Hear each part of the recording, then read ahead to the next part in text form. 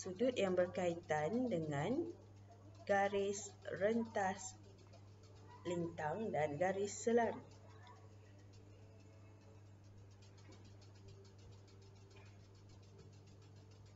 Dua garis yang berjarak serenjang antara satu sama lain dan tidak mungkin bersilang dinamakan garis selari.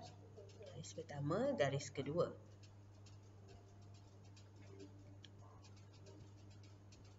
Okey, perhatikan.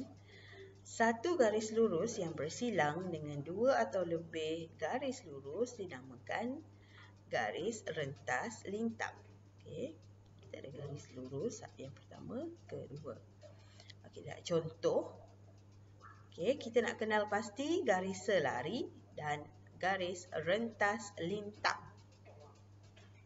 Okey, A, B, C, D ialah garis selari.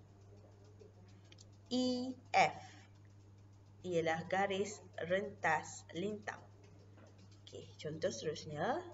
J, K dan L, M ialah garis selari. P, Q dan R, S ialah garis rentas lintang.